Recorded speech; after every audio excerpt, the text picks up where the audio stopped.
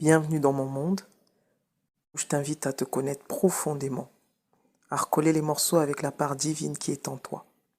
Je suis ici et maintenant pour t'aider à reprendre le contrôle de ton être infini afin que tu vives une vie libre, riche et épanouie. Bonjour et bienvenue à toi.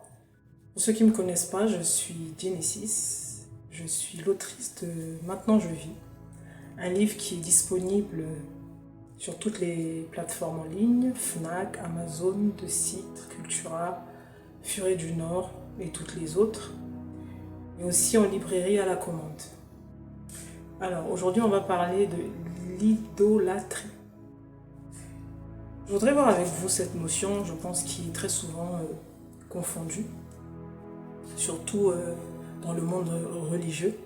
On a fini par penser que l'idolâtrie, c'était nécessairement avoir une statue, une statue de bois, quelque chose quoi, qu'on avait dans un coin de sa maison pour faire certains rituels, à qui adresser ses prières. Une sorte de Dieu, quoi. Dieu fait des mains d'homme. Voilà. Mais taillé en pierre, taillé en bois et tout ça. Et moi, je pense que on est passé à côté. On est passé totalement à côté.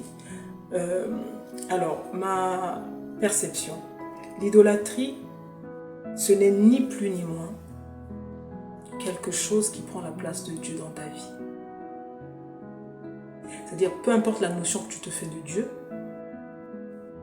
chaque fois que quelque chose va susciter plus d'engouement dans ta vie, dans ton cœur, plus d'intérêt, plus d'amour que Dieu lui-même en toi, c'est ça l'idolâtrie. D'ailleurs, c'est pour ça qu'on parle souvent de l'argent comme étant un mauvais maître, parce que quand on devient esclave de l'argent, ben, on court à sa perte, quoi, en fait. Mais c'est exactement ça, mais c'est tout aussi vrai pour l'argent que pour toute autre chose. Vous voyez? L'idolâtrie, c'est pas s'agenouiller devant une statue, faire des prières, non. L'idolâtrie, c'est bien plus profond que ça. L'idolâtrie, c'est tout ce qui va avoir plus d'importance, c'est-à-dire quand ça devient déséquilibré.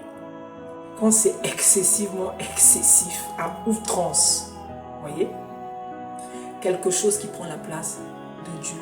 La place de Dieu, c'est quoi? C'est l'amour en toi. C'est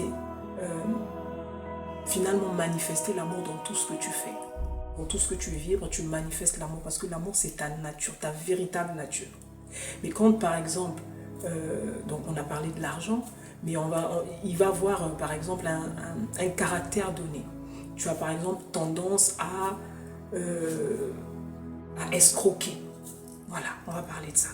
Tu as tendance à escroquer. Toi, tu ne fais rien sans escroquer les gens. Tu es toujours en train de voler aux gens. Au point que ça devienne ta façon de vivre. Au point que ça devienne ta façon d'être. Voilà quelque chose que tu idolâtres. Il y a quelque chose en toi que tu idolâtres, qui a pris la place de Dieu parce que tu ne te rappelles plus que tu es le bien. Tu as oublié que tu étais amour. Tu as oublié que tu ne peux pas être amour et escroquer comme ça à tout va les gens. Vous voyez? Tout ce qui va prendre la place de Dieu, les enfants, le mari, ta carrière, tu fais tout pour ta carrière, tu veux absolument être bien vu à l'extérieur, tu veux absolument avoir les félicitations de tout le monde, tu veux absolument qu'on t'acclame. C'est très bien, c'est une très bonne chose. Mais le jour où, pour X ou Y raison, les choses ne marchent plus comme tu voulais ou comme tu voudrais, ta carrière s'arrête, descente aux enfers. Tu vas t'adonner à la drogue, tu vas t'adonner à l'alcool, et pour certains, tu vas te suicider. Voilà l'idolâtrie. Il y avait quelque chose en toi qui avait pris la place de qui tu es, qui avait pris la place de Dieu en toi. Et tellement cette chose te contrôlait que tu as totalement oublié ta véritable essence. Et au point que cette chose t'a amené à te zigouiller. Vous voyez? Donc l'idolâtrie, c'est pas seulement aimer, je sais pas moi, être être devant une statue et puis parler. Non. Tout ce qui prend la place de Dieu dans ta vie, voilà l'idolâtrie. Ça peut être l'alcool, ça peut être le sexe, ça peut être les femmes, ça peut être les hommes, ça peut être la prostitution. Tout ce que l'homme peut vivre comme expérience. Il suffit que cette expérience devienne le cœur de sa vie. Il suffit que cette expérience devienne ce qui le maintient, entre guillemets, en vie. Voilà l'idolâtrie. Vous voyez? Et on a confondu que être idolâtre, il faut avoir des statues de pierre quelque part, il faut se réveiller à minuit, il faut aller au bord d'un lac, faire des trucs, faire des rituels. Pas possible. Ça fait partie. Il n'y a pas que ça.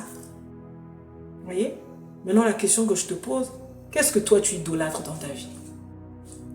Pour la petite anecdote, je travaillais il n'y a pas longtemps avec des personnes un peu plus jeunes que moi. Et ils étaient en train de parler de leurs vices. Et il y en a un qui me demande, mais c'est bizarre, toi, des fois, après manger, on fait un peu des choses, ou après, à la fin de l'heure, on sort tous, on fait des trucs ensemble, mais t'es jamais là. Quoi, toi, t'as pas de vice, toi?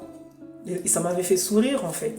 En fait, dans sa réflexion, je crois qu'il trouve anormal qu'il y ait des personnes comme ça, qui ne soient pas forcément tournées vers des choses que le monde va appeler il faut, vous voyez, il faut être comme si, pour être en vogue, pour être compris de tout le monde, il faut s'habiller comme si, il faut être comme cela, il faut être comme ceci.